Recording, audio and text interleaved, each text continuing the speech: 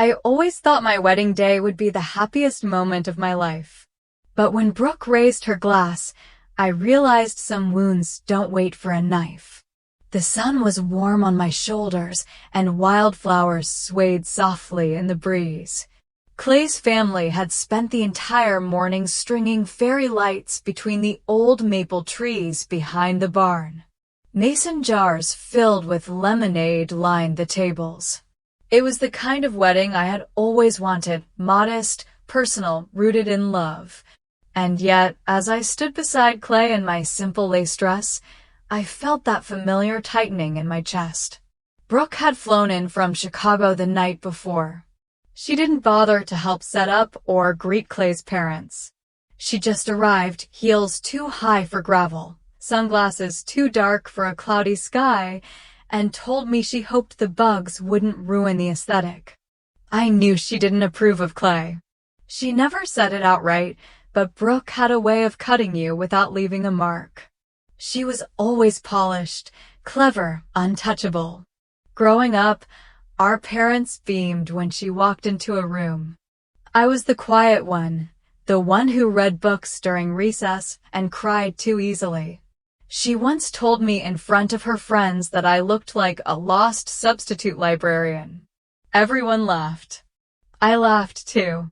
That's what I did around her, laughed and absorbed the sting in silence. When Clay and I exchanged vows, he looked at me like I was the only person in the world. His voice didn't shake. Mine did, but he held my hand, and I got through it. I remember thinking, this is the moment I start over. No more comparing, no more competing. But then, during the reception, Brooke clinked her glass. I have a few words for the bride, she said, smiling with the ease of someone used to being listened to. I braced myself, but I wasn't prepared. Let's hope Lena's new life is more fruitful than her high school grades, she quipped. Laughter erupted around the tables. Even some of Clay's cousins chuckled. I froze, my smile curdling on my face. My father covered his mouth with his napkin. My mother leaned over and whispered, she's just teasing. Smile, dear. I didn't want to smile. Clay reached under the table and squeezed my hand. His thumb drew slow circles on my palm, grounding me. I looked at him, his steady, kind eyes, and something inside me shifted. I stood up. To family, I said, raising my glass, my voice clear and louder than I expected. And learning who's really rooting for you. There was a pause, just a beat too long. Then Clay's mother clapped, and others joined. Brooke sipped her wine and looked out at the pasture as if none of it mattered. But it did. That toast, impulsive as it was, cracked something open. Clay leaned in and whispered, "You okay?" "I think I am," I said. And I meant it, even if I didn't fully understand why. Later, we cut into our wedding dessert, a deep dish apple pie made from my great-grandmother's recipe. I watched my mother take a bite and close her eyes, just for a moment. The taste of something older than all of us, something rooted in soil and love and patience, seemed to reach her in a way my words never could.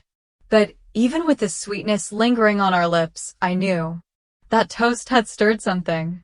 And it wasn't going to settle easily. It wasn't the grill that overheated that day. It was every nerve in my body. It had been 3 years since Clay and I got married. 3 years of long drives into town, early mornings checking on corn rows, and quiet evenings filled with more peace than I ever knew growing up.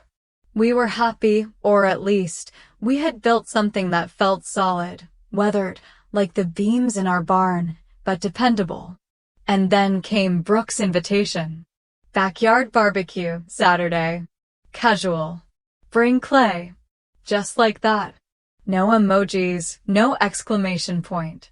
Just a command masquerading as a courtesy. I showed Clay the text while he was fixing the wheel on our old wagon. He smiled that slow smile of his and said, "Guess it's time to show them I'm still alive." So we went. Brooke's backyard was just as I remembered, immaculate, curated, performative.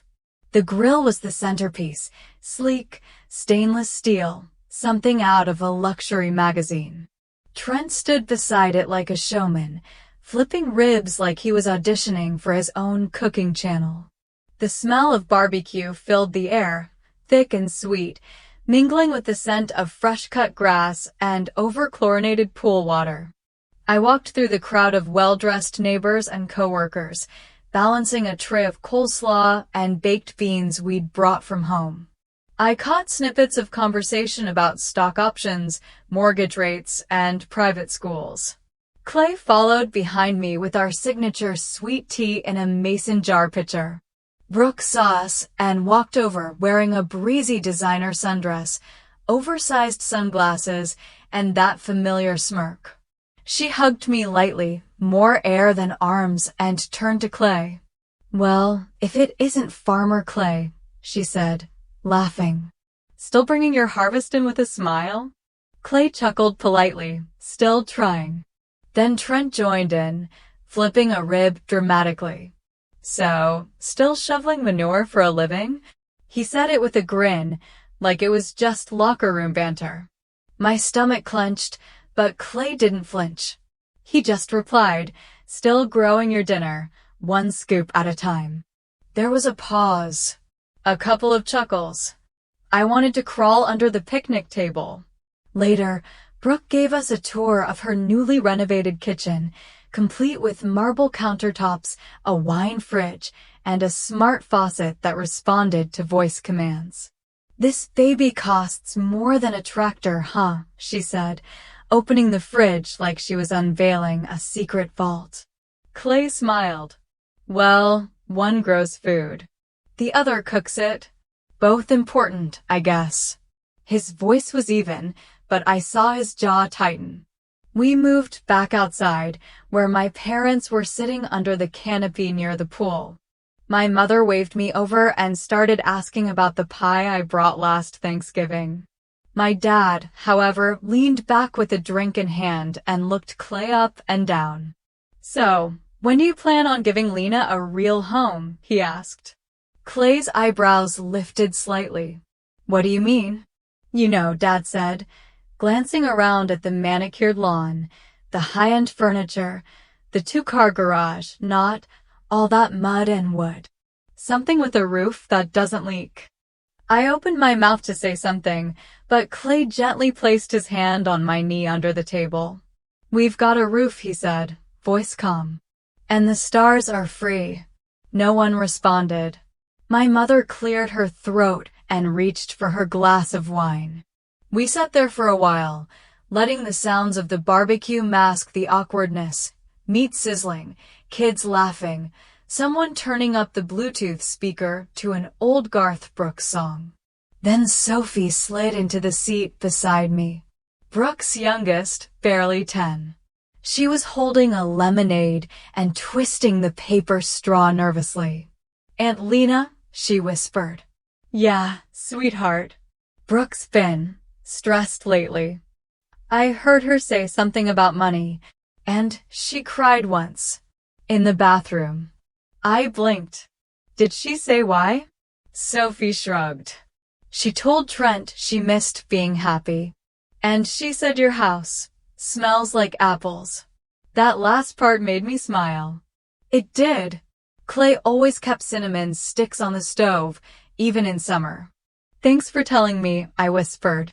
She nodded and ran off to the dessert table. I sat there, replaying Sophie's words. Brooke, so composed, so sharp, was unraveling somewhere behind that granite kitchen island. And I didn't know how to feel about it. The ribs were perfect. The sweet tea went fast. Everyone left with full bellies and plastic containers of leftovers. But I couldn't shake the feeling that something deeper had been cooking that day, something no grill could explain. Sometimes, the loudest warnings come in whispers. It was the kind of rainy afternoon that made the world feel muffled. Soft, steady drops tapped against the tin roof of the shed while I packed bell peppers and zucchini into wooden crates. The dirt beneath my boots had turned to a gentle mud, not messy enough to be a problem, just enough to feel real. Chickens pecked quietly a few yards away, unbothered by the drizzle. The farm was calm, and Clay was inside, balancing the books like he did every Monday. I should have been relaxed. Instead, my mind kept circling one thing: Sophie's voice. Her small frame hunched over a lemonade, whispering that Brooke had been stressed.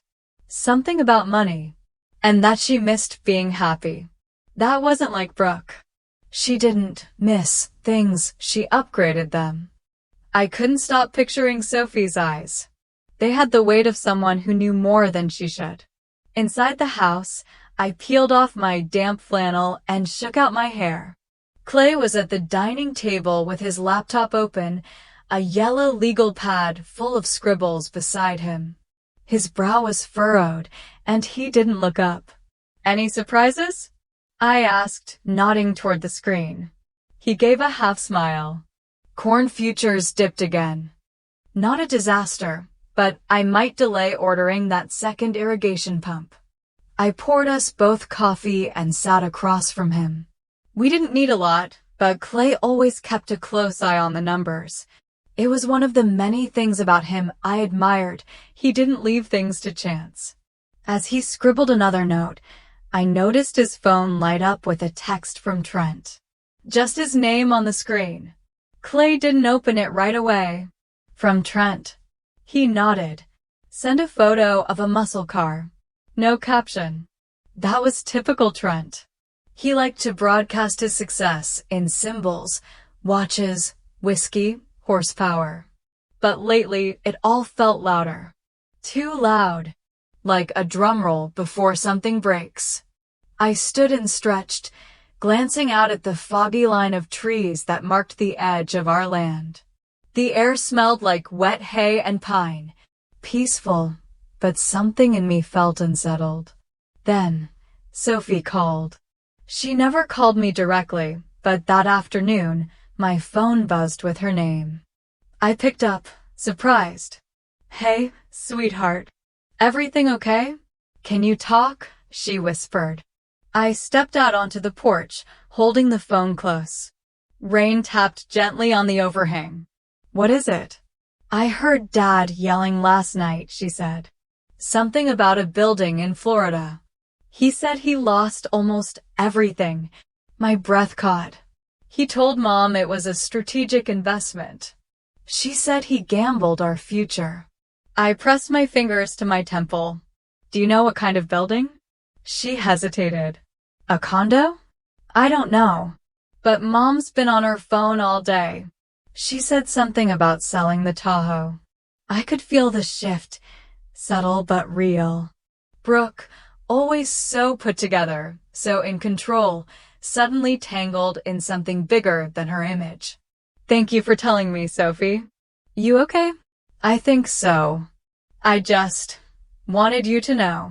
After we hung up, I stared out into the mist for a long moment. The trees stood silent, almost reverent. I went back inside and called my mother. She picked up quickly. "Lena." "Hi, Mom. Just checking in. Is everything okay over there?" There was a pause. "Of course. Why wouldn't it be?" "I talked to Sophie," I said gently. "She's worried. She mentioned some investment trouble." My mother's tone shifted. "You know how children exaggerate. Did something happen with Brooke?" Another pause. Then she said, "It's not your concern, dear. Everyone has ups and downs. Focus on your own home." She hung up before I could say goodbye. Clay looked up from the table. "She shut you down, didn't she?" I nodded slowly. She sounded clipped, like she was afraid I might find out too much. He leaned back in his chair, arms crossed. "They'll ask for help. Soon." I blinked. "What makes you so sure?" "Because that's what people do when the house starts to sink," he said softly. "They look for rafts. Even the ones they used to laugh at." I sat down beside him, my chest tight. Why didn't they just tell us? Clay didn't answer right away. He picked up his coffee, took a slow sip, then looked me straight in the eye. Because they still think we're the poor ones. The words hit me like thunder, quiet but undeniable. Outside, the rain picked up, a steady rhythm against the windows. The farm, as always, held its peace. But inside me, something shifted. I didn't feel angry. I didn't even feel vindicated. Just different. Maybe this was what growing older meant, not just seeing things clearly, but finally accepting who people really are. The chickens clucked softly in the distance. Clay reached over and touched my hand. "We'll be okay," he said. And I believed him. For words on a screen. That's all it took to reopen everything I'd buried. It was early fall. The kind of morning that made you reach for your sweater, only to peel it off by noon. The trees around the farm were beginning to turn yellow, creeping into the edges of the leaves like slow-burning fire. I was knee-deep in the garden, pulling the last of the carrots, when my phone buzzed inside the front pocket of my flannel shirt. I wiped the dirt off my hands, slid the phone out, and stared. "We need to talk." It was from Mom. No punctuation. No context. Just 4 words that pulsed on the screen like an open wound. My hand stilled, the half-pulled carrot left crooked in the soil. Clay was a few yards away, gathering pumpkins into the wagon. He didn't notice my sudden stillness at first. But Clay always noticed eventually. "You okay?" he called. I held up the phone, letting him read the message with his eyes from across the field. He gave a slow nod and walked over, brushing dust from his jeans. "Looks like your mom finally reached her tipping point," he said, voice neutral. I stared at the message. She didn't even say what it's about. She doesn't have to. His tone wasn't cold. It was factual, like someone reading a weather report. There was no joy in being right. Just recognition. I tucked the phone away, feeling the weight of it in my chest. We went on working in silence for a bit, but I wasn't really there. Each vegetable I picked felt disconnected, my hands moving but my thoughts spiraling. A few minutes later, Sophie called. "You got it too, huh?" she asked, no greeting needed. "Yeah," I sighed. "Any idea what it's about?" She didn't answer right away. "I have guesses," she said finally. "And none of them are good." "Sophie, are you okay?" "I'm fine. But you don't owe them anything, Lena. Especially not now." That caught me off guard. Sophie had always been the quiet one, the peacemaker. "I'm not saying don't go," she added. "I'm saying, don't let them talk you out of who you are." Her voice shook a little. I hung up feeling more grounded and more angry. I found Clay inside, wiping his hands with a towel in the kitchen. The warm scent of roasted squash filled the room. He'd prepped lunch while I was still in the fields. Typical Clay, always tending to the little things. I sat down and placed the phone in the center of the table like it was some kind of foreign object. "She wants to meet," I said. "All of us. No time, no place. Just, we need to talk." He nodded, setting down 2 bowls of soup. "I'll go with you." I figured. "Do you want to go?"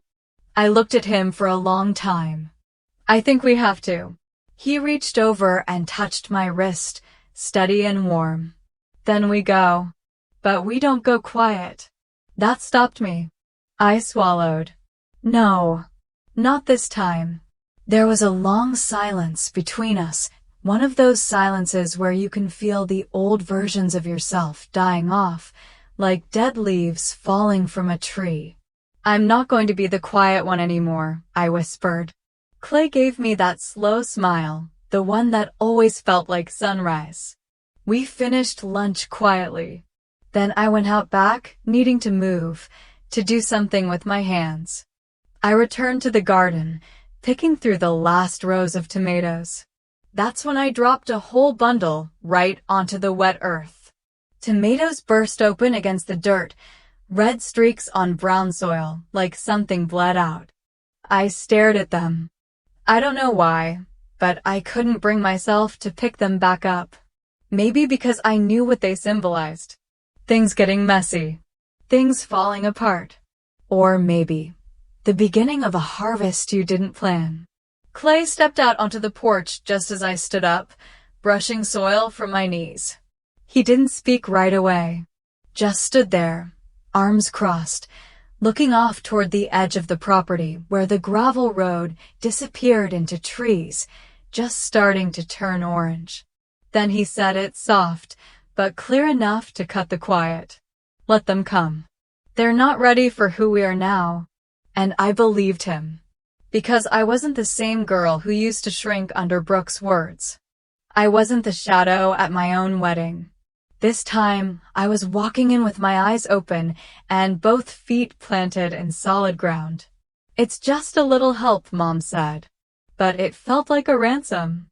They picked the most neutral spot they could think of, a coffee shop in the middle of Iowa, exactly halfway between our farm and their lives in the city.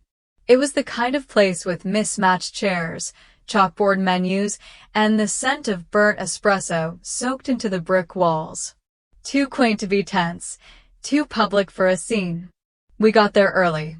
Clay ordered black coffee. I went for herbal tea. My stomach was too tight for anything stronger. The rain from the night before still lingered in the air, and everything felt soft-edged, like the whole world was trying to be gentle while my nerves coiled tighter by the second. They'll ask, Clay said, not looking up from his cup. I know. And it won't be small. I nodded. I just want to hear how they say it. The door chimed. First came Sophie, coat too big, eyes scanning like she didn't want to be seen. She gave me a small smile and slid into the seat beside me. No words, just presence. That was always Sophie's gift. Then came the others, in a small storm of perfume and umbrella drips. Brooke in designer boots, Trent with his ever-too-tight polo shirt stretched across a new belly he hadn't earned. Mom trailing behind them, clutching her purse like it held answers. No hugs. Just that awkward, air-kiss politeness that tried to pretend nothing was broken. Brooke took the lead. Of course. So she began, eyes scanning the shop, like she was reviewing it for a magazine. Thanks for meeting. I nodded. We're here. Say what you need to say. Trent cleared his throat, as if about to deliver a TED Talk. Well, Lena, Clay, we've hit a rough patch. You know how the market's been. And real estate's a tricky business these days.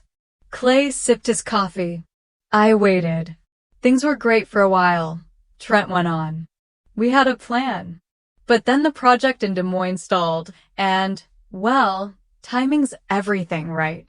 Brooke's hand snapped to his arm. We need $90,000, she said bluntly. The number landed like a slap. Clay didn't flinch. But I did. I looked at her. Really looked at her.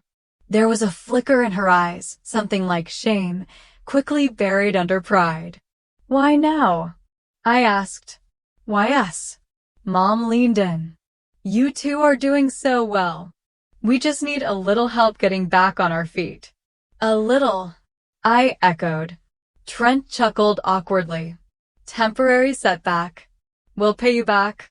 Clay set his cup down slowly. We work, he said evenly. We don't rescue. The table went still. Brooke's mouth twitched. Excuse me. You heard him, I said. Mom pressed her fingers together. Sweetheart, this is your sister. I know exactly who she is. Brooke scoffed. Wow. So, all that talk about family was just for show. No, I said. It's because of family that we're here at all. Sophie hadn't said a word, but I felt her hand on my knee under the table, a quiet vote of confidence. Trent tried to jump in again. Look, Maybe this wasn't the best way to ask. But we're not asking for charity. Clay raised an eyebrow. You're asking for our savings. That's not fair, Brooke began. Clay cut her off. You made choices. You lived large. You mocked how we lived. Now you want us to fund the life you refuse to change. Brooke's voice cracked. So you'd let your own sister drown? I didn't even think. The words came like muscle memory. Maybe it's time you learned to swim. Silence. Brooke blinked. My mom's lips parted like she wanted to speak, but couldn't find the words. Even Trent sat back, mouth half open. The only sound was the faint hiss of the espresso machine behind the counter. Then Brooke reached for something on the table, a receipt turned upside down, with scribbles on the back. Her fingers moved as if to flip it over, but she hesitated. Then slowly slid it beneath her purse. I saw it. Clay saw it too. Numbers. Columns. Planning before the asking. It wasn't just a plea. It was a pitch. A calculated move. That hurt more than the request itself. We stood. Sophie followed us, her hand brushing my back like a question she didn't want to ask out loud. At the door, I turned back. Brooke was staring at the untouched coffee in front of her. Mom had her hands clasped, knuckles white. Trent rubbed his temple like he had a headache he couldn't afford to admit. Clay pushed open the door. Outside, the air was cold and honest. And for the first time, I felt lighter walking away from my family than I ever did running toward them. Saying no felt like freedom, until the guilt came knocking. The house was still. Clay had been asleep for hours, but I lay wide-eyed, tracing the ceiling with my thoughts. The fan whirred softly above us, slicing the silence into even pieces. I tried counting the turns of its blades. 1, 2, 3. But the numbers kept turning into faces. My mother's tightened jaw, Brooke's stunned expression, Trent's hands twitching with frustration. I slipped out of bed without waking Clay. The floorboards creaked a little under my feet as I padded toward the kitchen. The clock on the wall blinked 1:17 a.m. outside. The night was full of insect sounds, soft, humming, rhythmic. Like the world was breathing in time with something I didn't yet understand. I opened the cabinet and pulled out the cocoa tin. Clay always bought the good kind, the one that smelled like melted childhood. I was halfway through warming the milk when I heard the bedroom door open behind me. He didn't speak right away, just leaned against the doorframe, watching me. Couldn't sleep? He asked, his voice soft and husky from dreams. I shook my head. It's too loud in here, I said, tapping my temple. He walked over and gently took the spoon from my hand, stirring the cocoa himself. Want to talk? I don't know. He poured 2 mugs, slid one toward me, and sat at the table. I followed, curling my fingers around the warmth like it could anchor me. What if we're heartless? I asked quietly. Clay took a sip before answering. We gave them a boundary. That's not cruelty, it's clarity. But it's family. He nodded. And family should know where the lines are. Otherwise it's just expectation without respect. I looked down into my cup, watching the steam twist upward. She looked at me like I'd betrayed her. She's not used to hearing no from you.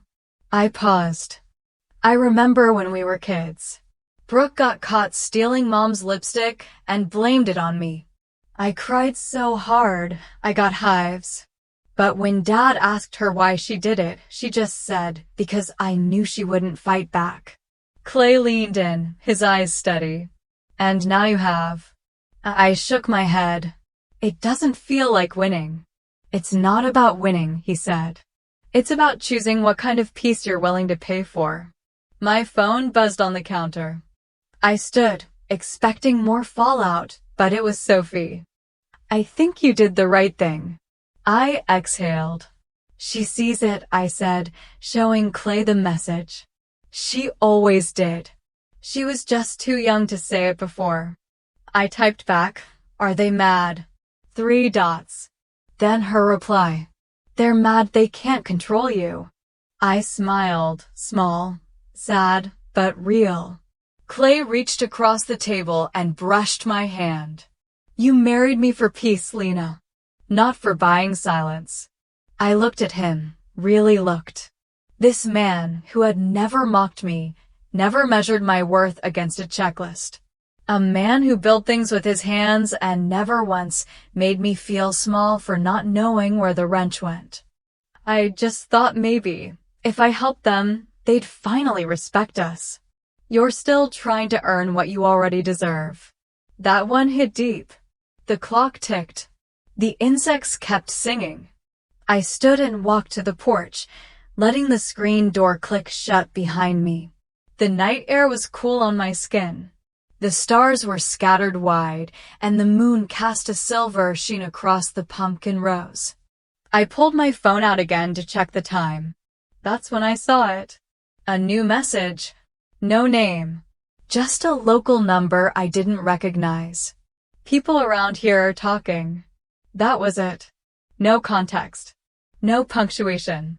Just that one sentence, like a rusted nail left on a gravel road, harmless unless you're the one who steps on it. I turned around. Clay was in the doorway, holding both mugs. "What is it?" he asked. I showed him the screen. His jaw clenched just slightly. "Let them talk," he said. But we both knew something had shifted. Because when whispers start, they don't stay quiet for long. The rumors didn't knock. They burst through like a tornado. I first noticed it at the farmer's market. It was subtle at first, like a breeze that didn't match the weather, just enough to make you look up. Normally, I loved Saturdays. Clay and I had our little routine. He'd set up the crates while I arranged the vegetables just so. We'd greet regulars, swap recipes, maybe barter a few sweet potatoes for a jar of homemade jam. It was the rhythm of our life. Predictable. Safe. But not this morning. A couple we'd known for years, Janice and Roy from the dairy farm down the road, walked right past our stall without so much as a nod.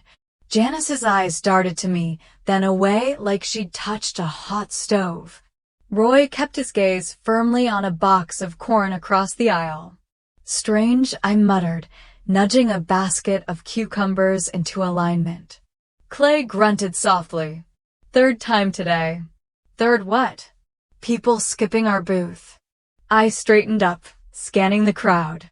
He was right. It wasn't just Janice and Roy. Mrs. Carmichael, who usually asked about our chickens, didn't even slow down. 2 teenage girls I didn't recognize were whispering and giggling as they looked my way, their eyes full of something sticky and unkind. Then came the final blow. A woman, middle-aged, pearls, impeccable hair, approached, holding a cloth tote bag. Her gaze flicked across the produce, landing on the heirloom tomatoes. She picked up a bunch, examined them, then looked up. "You're Lena, right?" she asked, all sweetness and teeth. "I am." She nodded, placing the tomatoes in her bag. "Funny, you don't look like someone who'd marry for money." I blinked. "I'm sorry, what?" She smiled wider. "Well, you know, that's what they're saying." My jaw went tight. Before I could respond, she slid a $5 bill across the table and walked off, humming. I stared at the money. My hands shook. Clay leaned in, quietly placing a bruised apple in the basket. "What just happened?" I whispered. He didn't answer right away. Instead, he folded a box, neat and slow, like he was folding back time. "This is what fear does," he said finally. "They're scared of our success." "What success?" "We grow vegetables, Clay." He looked up, meeting my eyes. "We grew something they can't buy. Stability. Integrity. self-respect. I swallowed hard. Later, at the church social, it got worse. Brooke had always been subtle with her insults, couched in compliments, wrapped in ribbons. But now her fingerprints were all over the whispers. She's changed since the wedding, I overheard someone say near the lemonade table. She's cold now. Acts like she's better than the rest of us. She thinks just because Clay owns that land, she's something special. Each word hit like gravel against my skin. Clay was beside me, always quiet, always observing. He didn't flinch, didn't speak. But I knew he was collecting it all, cataloging like he did with weather patterns or crop prices. Back at home, I slammed the screen door behind me and stormed into the kitchen. I can't take it, I snapped, grabbing my phone from the counter. I'm going online. I'm going to post the truth. Tell everyone what really happened. They need to hear it from me. Clay didn't raise his voice. He didn't even move from the sink, where he was rinsing the dirt from a bunch of kale. No, he said simply. No. He dried his hands, walked over, and placed them gently on my shoulders. You think they want the truth? They want a show. I'm not giving a show, I'm correcting lies. And the minute you do, you validate them. I shook my head. So we just let this happen? We let the noise die down. If we speak now, it's gasoline on a fire. I looked at him, heart pounding. He was calm, too calm, like he'd seen this storm before and already mapped its course. Then what do? We live our lives. Like we always have. Like we earned. The phone buzzed in my hand. I glanced down. A text from Harold, Clay's longtime friend and accountant. You might need to lawyer up. I read it twice. Then a third time. Clay leaned over my shoulder. Well, he said slowly, looks like they're not done. Out the window, a wind picked up across the fields, bending the tall stalks of corn like they were whispering to each other. The same insects hummed in the background, but tonight, their song felt sharper. Less like nature, more like warning. I reached for the bruised apple we hadn't sold at the market. My thumb traced its soft spot, the way the skin caved in from just one blow. Still edible, still full of sweetness, but now marked. Just like us. When family forces you into court, you realize blood isn't always thicker, it just stains more. We drove to Harold's office with the windows down. The breeze wasn't cool, but it carried that early autumn smell, corn husks, brittle leaves, and the faintest scent of wood smoke from somewhere far off. It should have felt comforting. It didn't. Clay sat beside me in the truck, one hand on the wheel, the other resting on the envelope that held our receipts, emails, and every text message we'd saved. I'd printed them all. Even the one where Mom had texted, "We never thought you'd be so cold," 2 days after we told them no. Do you think this is necessary? I asked, watching a red barn blur past the window. Clay didn't hesitate. It's overdue. I nodded and said nothing, because he was right. Harold's office was tucked inside a building that used to be a pharmacy. You'd never guess it was where the town's best lawyer worked. There was a cracked linoleum floor, 2 plastic chairs out front, and a hand-painted sign that simply read Harold Beach, attorney at law. Inside, it smelled like coffee and printer ink and something like old library books. Lena. Clay. Harold's voice always reminded me of a warm mug, low, steady, and grounding. He ushered us in and closed the door behind us. The late afternoon sun spilled through the blinds, making stripes across the stack of folders on his desk. He didn't sit right away. He just stood there, rubbing the bridge of his nose, then gestured for us to take a seat. I read the texts, he said. All of them. Clay handed over another folder. Emails, too. Harold opened it, glanced through the top few pages, and gave a quiet nod. "I'll be honest with you," he said, sinking into his chair. "They don't have a case. But that doesn't mean they won't make a mess trying." "Can they sue?" I asked, my voice a little too sharp. Harold gave a dry chuckle. "Anybody can sue anybody. But winning? That's a different story." He leaned forward, elbows on the desk. "You owe them nothing. But you need to document everything. Every word, every threat, every vague message. If they try anything formal, we'll be ready." I felt Clay's hand graze mine under the table. I didn't pull away. "We're not going to fight dirty," Clay said. "But we will fight smart." Harold pointed at him. "Exactly. That's the line. Don't cross it, but don't erase it either." I took a deep breath, my lungs filling with a kind of strength I hadn't felt in weeks. The strength of doing something, not just reacting. Not apologizing. "I'll put together an affidavit," Harold continued. "Just in case. You don't need it now, but you might. And Lena, don't be afraid to tell your side of the story if they push it publicly. But let me handle anything legal." Clay nodded. "And we'll get copies of the land deeds and our prenup?" "Good," Harold said, standing. "Very good." We stood too, a little straighter than we had when we came in. As we stepped outside, the sky had begun to tint orange the way it only does in late September, warm, gentle light slanting through the trees, hitting everything like a blessing. I turned to Clay. "You know," I said, "we've never been more married than we are now." He raised an eyebrow. "Because we hired a lawyer together? Because we're protecting something together. Us. Our peace." He smiled, and for a moment, the tension in his shoulders eased. Then my phone buzzed in my back pocket. I pulled it out, thumb hovering over the screen. "They're planning something.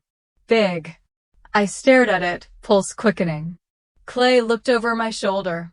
He didn't say anything right away. Just took a long breath and looked down the road, where the sun was hanging low and gold over the cornfields.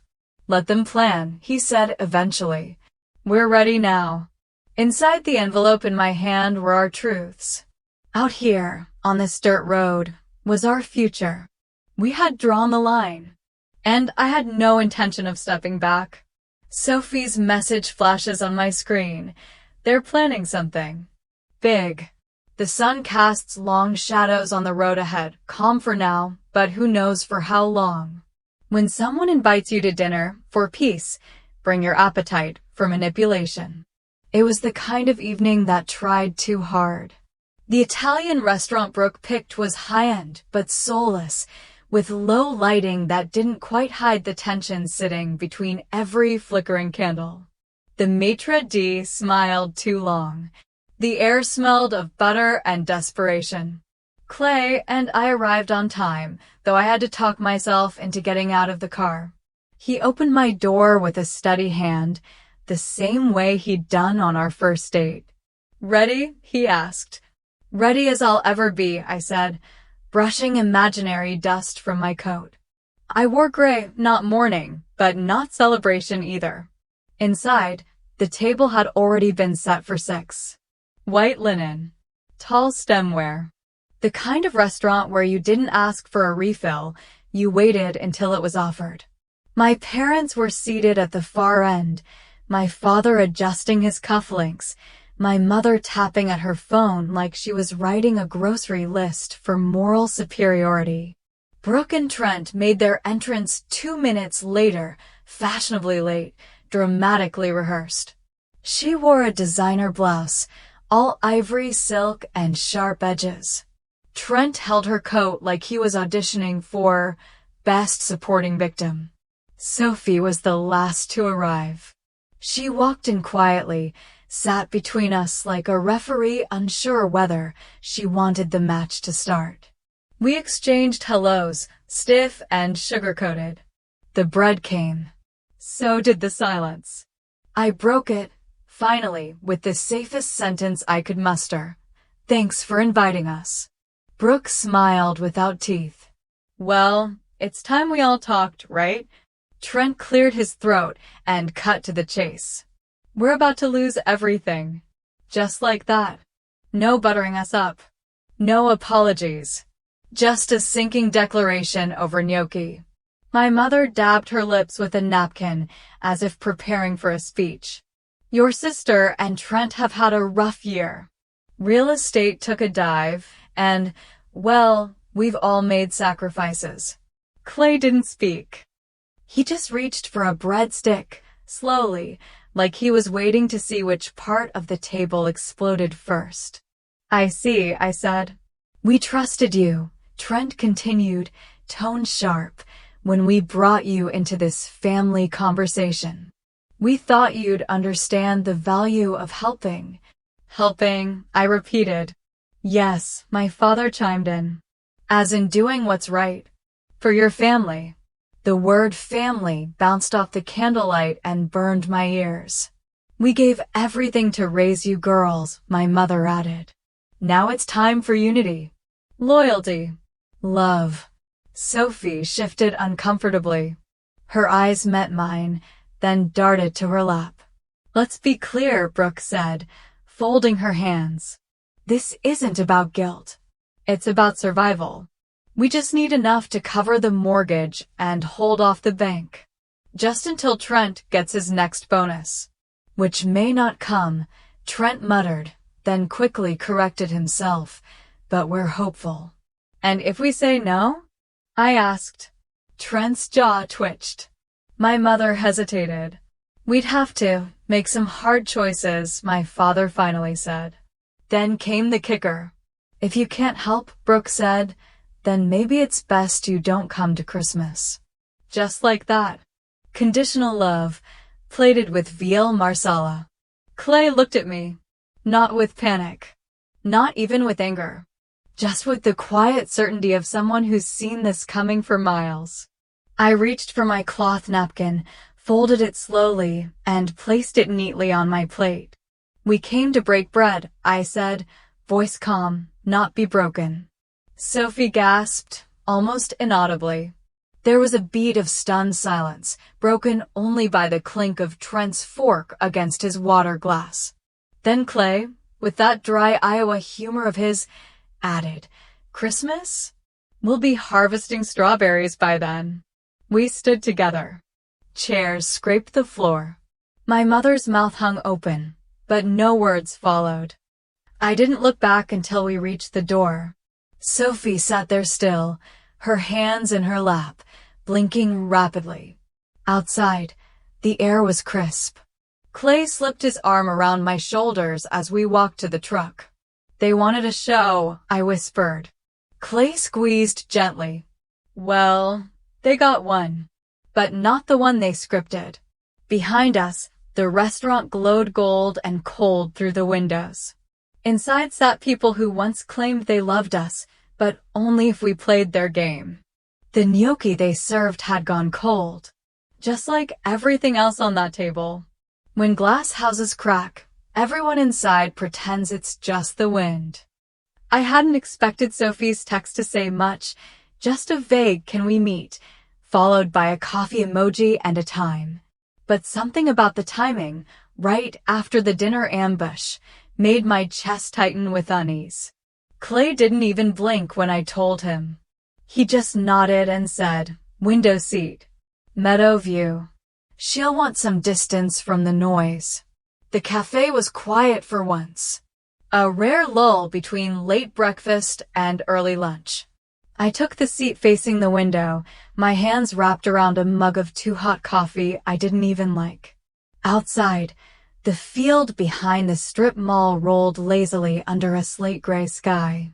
The last leaves of fall skittered along the sidewalk as though trying to avoid being seen. Sophie arrived 10 minutes late, her coat still open, her cheeks flushed like she'd jogged there. She didn't order anything. Just sat across from me, exhaled hard, and whispered, I'm tired. Me too, I said. She looked around the cafe, then pulled a manila envelope from her purse and slid it across the table like we were plotting something illegal. For a second, I didn't touch it. "What is this?" I asked. "Proof," she said. I opened it slowly. Inside were printed documents, pages of transactions, dates, account numbers, brokerage statements. My stomach dropped when I saw Clay's company name, his farm co-op, buried in a long list of short positions. My voice cracked. "He bet against our farm?" Sophie nodded. "Trent's firm ran the deal. He personally pushed the call." Brooke knew. I saw the emails. I leaned back, blinking too fast. "So this wasn't just personal," I said slowly. "It was sabotage. They didn't expect your farm to bounce back. They thought you'd fold during the drought last year. Then they'd sweep in with some fancy buyout pitch and make it look like a favor." My hands shook. Clay's been saying for months that someone was manipulating prices, but I thought he was just frustrated by the market. "Why are you telling me this now?" I asked. "Because you're the only one who never made me pick sides," she said. Outside, a kid ran past the cafe window, dragging a stick along the sidewalk. It made a tapping rhythm that somehow matched my racing pulse. "I didn't think it was real," Sophie continued. "I thought Trent just got caught up in something too big. But when I saw what they said at dinner, how they turned on you, I couldn't keep pretending anymore." I pressed the tips of my fingers to my temples. "And Clay?" She shook her head. "He needs to see this." I nodded. "He will." Just then, the server came by with a refill, noticed the tension, and left without a word. My coffee sloshed in its cup. I reached out, then stopped. Let it spill. I didn't care anymore. I had bigger messes to mop up. Sophie pulled one last page from her coat. "This is the email Brooke sent to her financial planner. She authorized the trade using my laptop. I kept it. I don't even know why. I took it gently, as if it might burn." A familiar voice called my name. I turned. Clay stood just inside the door, one brow raised. "Everything okay?" "No," I said. "But we're closer than we were yesterday." He joined us. Sophie handed him the envelope without a word. He didn't flinch. Just scanned the top document and said, "And karma's on our crop cycle." Sophie let out a soft laugh. Not bitter, relieved. Before anyone could speak again, my phone buzzed. "Harold, one new message, they're filing something. Emergency petition. We need to talk. Now." I looked up at Clay. His jaw was tight, but his hand found mine beneath the table. Sophie whispered, "What now?" I closed the folder. "Now we stop pretending their house isn't already broken." The coffee had cooled. The sky outside had turned a shade darker. Somewhere in the distance, thunder rolled low and slow. A warning. Or maybe just a promise that storms don't last forever. Harold's message flashes in my mind. They're filing something. Emergency petition. The glass isn't just cracked anymore. It's starting to shatter. The courtroom smelled like polish and perfume and something much uglier. We sat in the second row, not quite in the front, but close enough to feel the eyes. The courthouse wasn't big. It didn't need to be. In a town like ours, the truth didn't wait for a verdict. It brewed on front porches and passed through checkout lines faster than any transcript. Clay straightened his tie, his fingers steady. I watched him quietly. No fidgeting. No nerves. Just a calm I'd grown to love and trust. "Ready?" he asked, just as the bailiff walked in. I nodded. "We don't fight dirty," I whispered. He smiled. "We fight smart."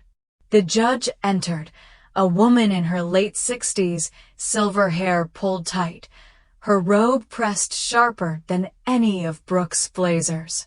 Her name was known around here, Judge Martha Keene. She was fair. and feared. Brooke and Trent sat on the opposite side. Brooke wore charcoal gray with pearls, timeless, expensive, a performance in itself. Trent looked like he wanted to disappear into his collar. Harold adjusted his glasses and stood up. Your Honor, we're here today because my clients, Lena and Clayton Haywood, have been accused of profiteering using insider information. What I'd like to present today is not just a rebuttal, but a truth that's been ignored. He handed the court clerk a stack of documents. I recognized them, Sophie's folder. Harold continued, Mr. Trent Norris executed a series of short sales against agricultural companies, including the very co-op my client belongs to. Not coincidentally, after gaining access to family conversations during holidays and private meetings. We believe this wasn't insider trading on our part, but opportunistic eavesdropping on theirs. Brooke shot up. I never. The judge raised her hand. Mrs. Norris, you'll have your turn. Trent looked like someone had pulled the rug out from under him mid-step. His eyes started across the room, confused. Betrayed. Maybe by Sophie. Maybe by himself. Clay didn't say a word. He didn't need to. His restraint was louder than their chaos. Brooke tried again. We came to them as family. We asked for help. They retaliated by digging up our personal finances. Harold didn't blink. The data was never private, Your Honor. It was public, misunderstood only by those who hoped no one would bother to look. I stood then. I hadn't planned to, but something in my chest wouldn't let me stay seated. We never asked for more, I said, my voice clear. We just said no. That's not a betrayal. That's a boundary. Judge Keene looked at me for a long second. Thank you, Mrs. Haywood. Then she turned to Brooke. Mrs. Norris, do you have formal evidence that supports the accusation that your sister and her husband violated insider trading laws? Brooke paused, lips parting like she wanted to cry. We lost everything, she whispered. That's not a yes, the judge replied calmly. The gavel didn't come down hard. Just a quiet knock, like a grandmother calling the family to dinner. I see no grounds for further litigation, Judge Keene ruled. This court encourages reconciliation. But let it be clear, boundaries are not illegal. Motion denied. Gasps scattered through the gallery. Someone behind us murmured, well, that's that. Brooke slumped into her seat, mascara smudging beneath her eyes. Trent leaned away from her slightly. Clay placed his hand gently on my lower back. Just a light touch. But it said everything. Outside, the sun had dipped behind the courthouse roof. Reporters had started to gather, small-town ones with big city dreams. One of them held up her phone and asked, Any comment, Mrs. Haywood? Harold stepped between us. No comment at this time. But it was too late. The headlines were already forming. I could see one on the reporter's iPad. Family feud exposes secret hedge fund bets. I didn't flinch. I didn't smile either. I just kept walking until we reached the edge of the courthouse lawn. A red leaf had fallen onto the concrete steps. I bent down and picked it up. End of the season, I murmured. Clay looked at it in my hand. Or beginning of the harvest. Behind us, the courthouse loomed, clean walls, empty hallways, but inside, something had shifted forever. After storms, the fields look ruined, but that's when new growth begins. The wildflowers had come early this spring. They lined the edge of the kitchen window, bright and determined, the same way I felt most mornings now. I placed a fresh bunch in the glass vase at the center of our table, no fancy arrangement, just color and scent and proof that something could survive cold seasons and still bloom without apology. Clay was out in the orchard, his flannel sleeves rolled up, checking the new irrigation line. From where I stood, I could just see him through the trees, bending, adjusting, nodding to himself like the earth was answering back. I didn't call out. I just watched, quietly grateful for the man who never needed to shout to be heard. The letter had arrived early, slipped between the pages of the local newspaper we still got delivered every Thursday. The handwriting was shaky but neat. Lena. Some of us watched too long in silence. You were right to walk away. Ruth and, from the quilting circle. I'd sat with that letter in my lap for a while, rereading it under my breath like a hymn. Not because I needed the validation, but because sometimes a soft truth lands deeper than a loud lie. I was finishing the last of the breakfast dishes when I saw Sophie's car coming up the gravel path. No text, no warning. When she stepped out, she wasn't alone. Maddie? I said, blinking as the little girl hopped out in overalls and boots almost too clean for real mud. Sophie gave me a cautious smile. She asked to see the chickens. And maybe strawberries? I opened the screen door without a word. Maddie ran past me with the kind of giddy freedom only kids carry, arms outstretched like she could fly between the rows. Clay appeared from the field, his hat in one hand. You brought trouble, he joked gently. Maddie threw herself around his waist. Uncle Clay, can we pick berries? He looked at Sophie, who nodded. I'll get the baskets, he said. Sophie and I sat on the porch swing while Maddie's laughter rang out across the fields.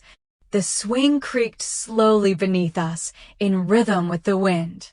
She doesn't know, Sophie said. Not the whole thing. Just that sometimes grown-ups stop getting along. And farms have better snacks than condos. I nodded. She doesn't need to know everything. Just that she's welcome here. Sophie turned to me then. Her eyes were softer now, less shadowed. I don't know when Brooke will understand, but I do. I didn't ask for more. I didn't need it. We watched as Clay knelt beside Maddie, pointing to the ripest berries, brushing dirt off her knees. He didn't try to prove anything. He never had to. Behind us, the screen door clicked gently shut. The kitchen smelled like fresh bread. The wildflowers on the table had opened just a little more in the morning light. You ever think we'd get here? Sophie asked quietly. No, I said. But now that we are, I'm not giving it up. The field stretched wide around us, green, breathing, alive. Birds dipped low near the fence line, and a tractor hummed somewhere in the distance.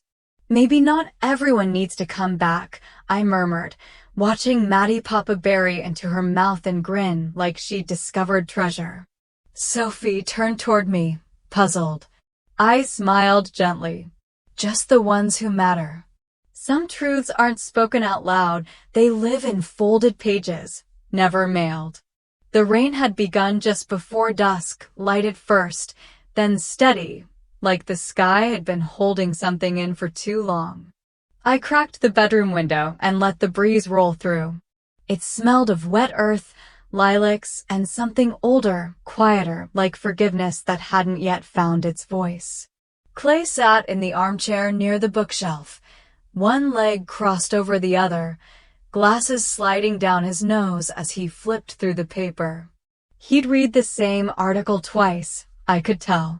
But he wasn't really reading, just being there. I pulled the old wooden box out from the back of the closet. It wasn't fancy, just pine, edges worn soft over time. Inside were the letters. Dozens of them. Some folded neatly. Some half opened, smudged with tears or tea stains. None had stamps. None had ever left this room. I sat on the edge of the bed and pulled one out. Dear Mom, I brought your peach cobbler to church last Sunday. No one asked where I got the recipe, but I told them anyway. I wanted you to be proud. I don't know if you ever were. I folded it slowly, pressed the crease. Another one written the night after Brooke's engagement party. Dear Brooke. I smiled the whole time, but inside I was breaking. You didn't notice, did you? Or maybe you did and chose not to care. I wish we could just talk like sisters, not spar like strangers. There were so many. To my parents. To Brooke. Even one to myself. Dear Lena. You are not invisible. Even if no one looks, you still shine. I don't remember writing that one, but I must have needed it. Outside, the rain deepened. Inside, it felt like something inside me had loosened too. Clay turned the page, not looking up. You okay? He asked quietly. I nodded, just reading things I never said.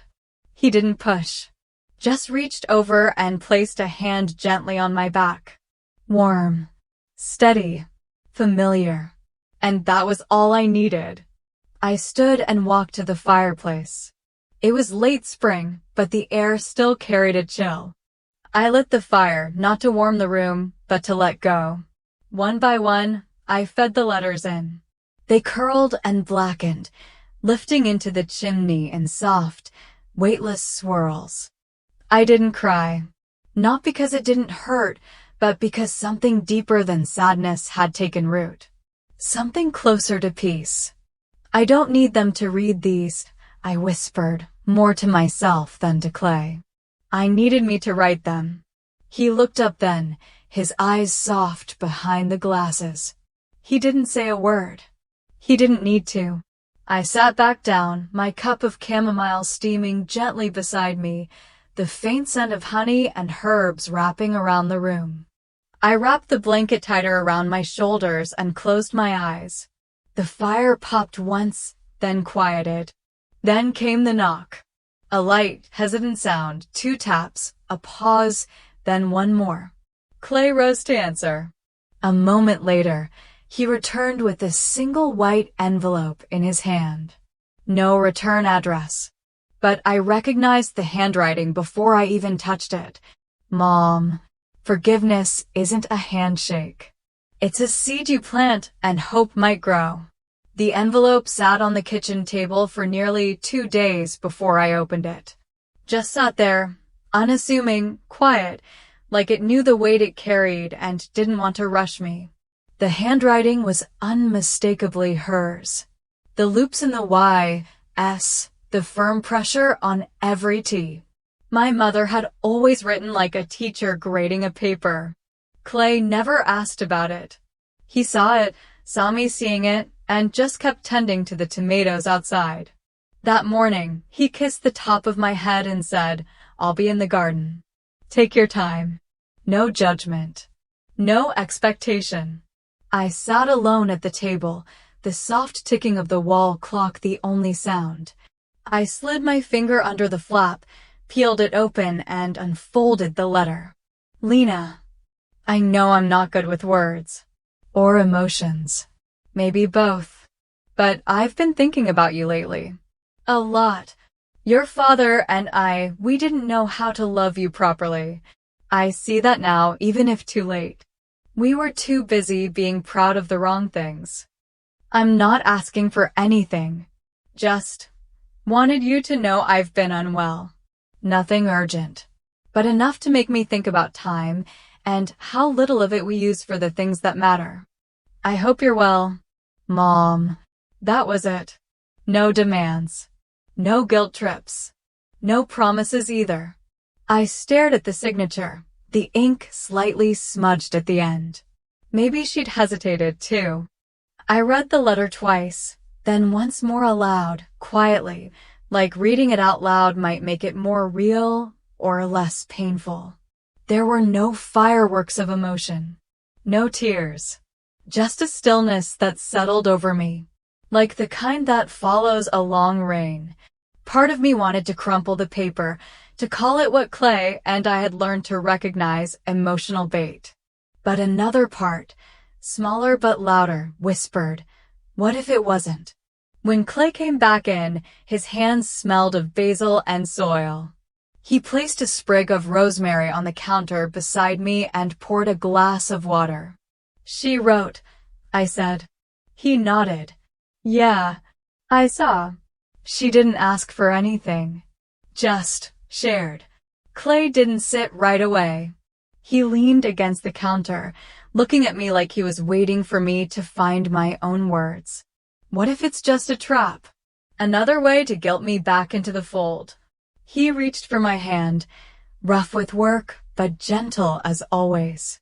Whether she changes or not, you already did. That's what matters. I let that sink in. We spent the rest of the day mostly in silence. Clay worked the beds behind the shed. I folded laundry, watered the porch plants, and thought. Later that evening, as the sun tipped just above the trees and painted the fields gold, I took out a blank piece of paper and wrote, "Mom, I got your letter. I don't know what all this means yet, but I heard you. That's a start. Lena, no flourish, no drama, just truth." I sealed it before I could overthink it, then grabbed my jacket to walk it down to the mailbox at the end of the drive. Clay was still in the garden, now chasing a runaway chicken with a stick and an amused scowl. Halfway down the path, I stopped. By the old fence, something caught my eye, a small, scraggly olive tree we'd planted years ago, mostly as a joke after reading an article about biblical plants. It hadn't produced much. But this year, it had grown strong enough to push one tiny branch through the slats in the fence. I reached out and broke off a twig. The leaves were dusty green, delicate but firm. As I walked, I held it between my fingers. An actual olive branch. Just before I reached the mailbox, I looked up and froze. Brooke. Standing there like she'd been waiting. Like fate had drawn her in the exact same minute I chose to send the letter. We locked eyes. She wasn't in heels or her usual city polish. Just jeans, a windbreaker, and an expression I couldn't quite read, somewhere between defiance and regret. Neither of us spoke. I glanced at the envelope in my hand, then at the branch. And for the first time in a long time, I didn't feel small. Sisters don't always reconcile, but sometimes they remember they once shared a room. The lake was glass that afternoon. Not a ripple, not a breeze.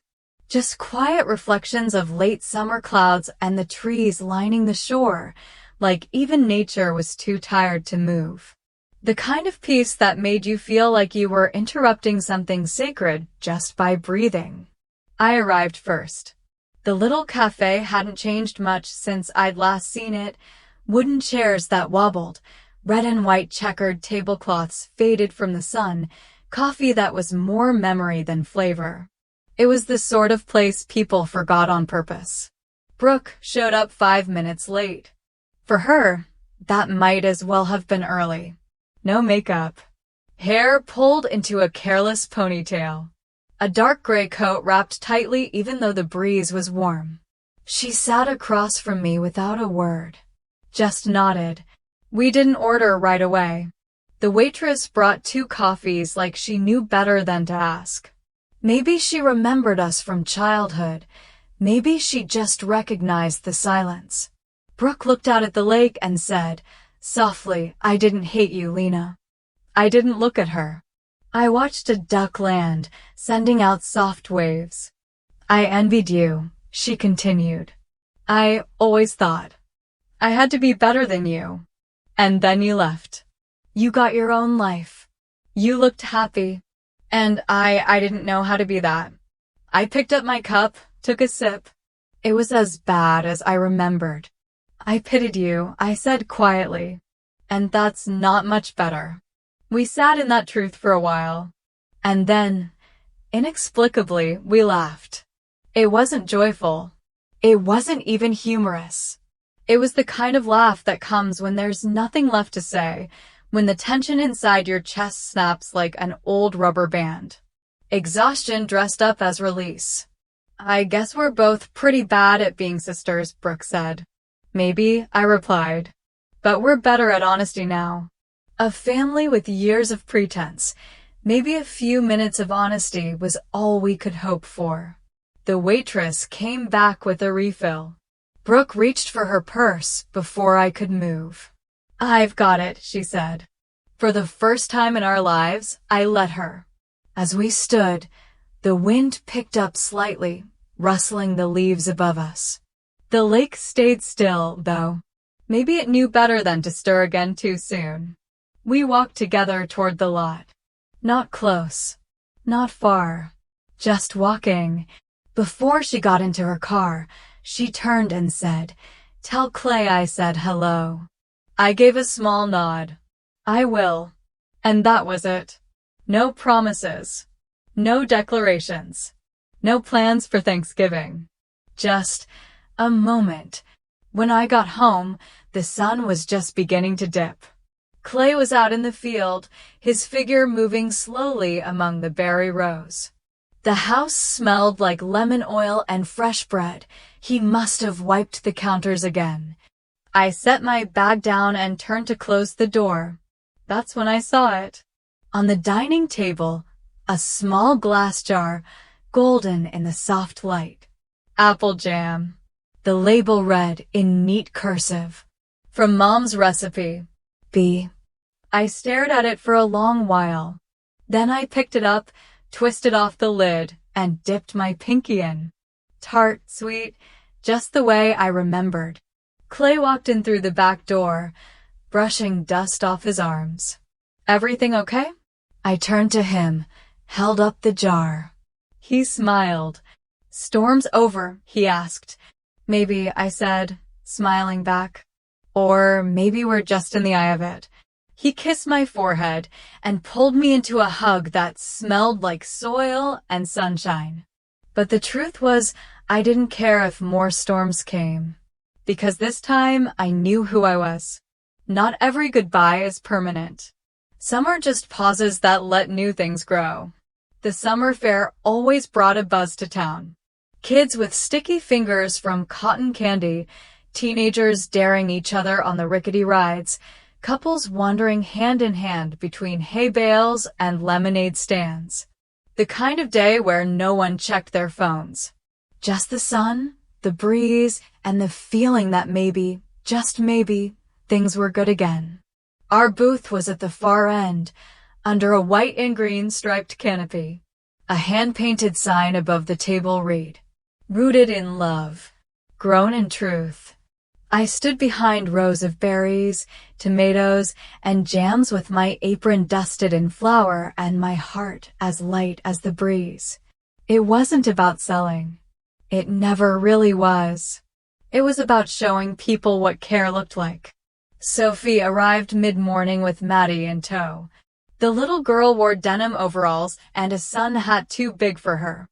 She skipped over to the strawberry crates, lifting one gently to her nose. "Smells like dessert," she giggled. Sophie smiled, tired but softer these days. "We made muffins with your jam last week," she said. Maddie ate 4 in one sitting. I laughed. "That's the best review I've heard." Clay was nearby, chatting with the vendor next door about irrigation systems. He wasn't flashy, never had been. But his presence grounded me like the soil he loved so much.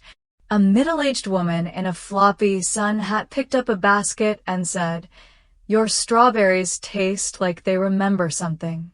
I blinked. "Excuse me?" She smiled, eyes crinkling. "Like they remember where they came from. Not just grown loved." I nodded, blinking again, but for a different reason. "Thank you. That means a lot." Of course, it wouldn't be a perfect day without a little reminder of the past.